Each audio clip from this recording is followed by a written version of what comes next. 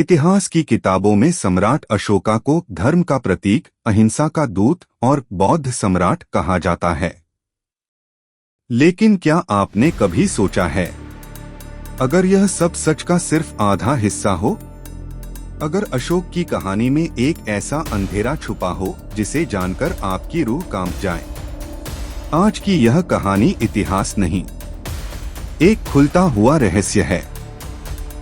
एक ऐसा सच जिसे सदियों तक छुपाया गया। यह कहानी शुरू होती है मौर्य साम्राज्य के महलों में।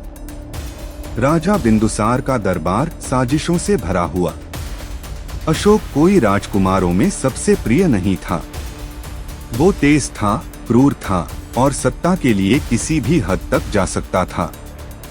इतिहासकार इशारों में कहते हैं, अशोक ने सत्ता पाने के लिए अपने ही भाइयों का वध कराया।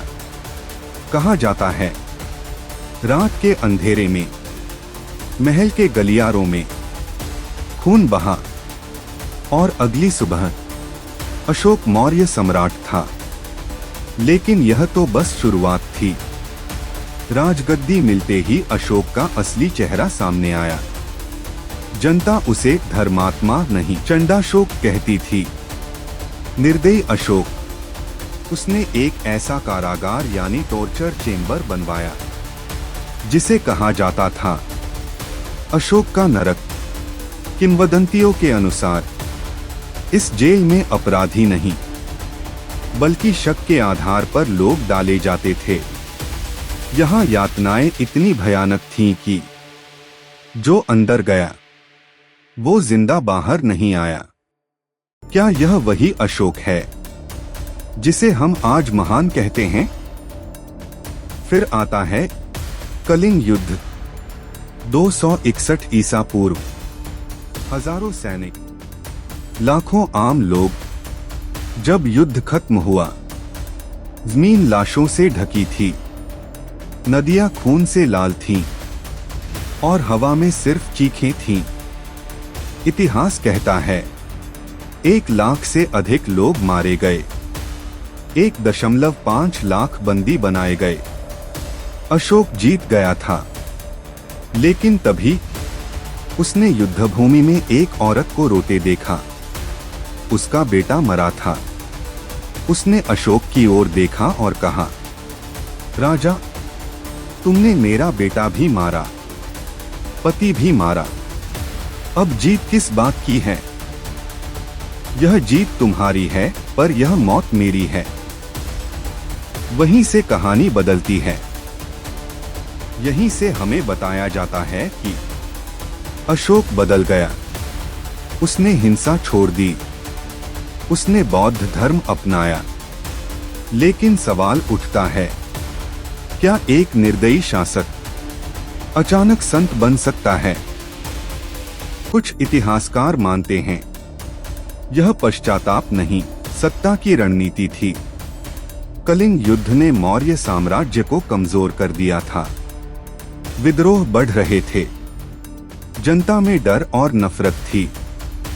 अशोक ने समझ लिया, अब तलवार से नहीं, धर्म से राज करना होगा। अशोक के शिलालेख आज भी खड़े हैं। उन पर लिखा है अहिंसा, दया, धर्म। लेकिन ध्यान दीजिए, कहीं भी उसके पुराने अपराधों का जिक्र नहीं। ना भाइयों की हत्या, ना यातना गृह, ना चंडाशोक। क्या यह इतिहास है या खुद अशोक द्वारा लिखा गया एक नियंत्रित नैरेटिव?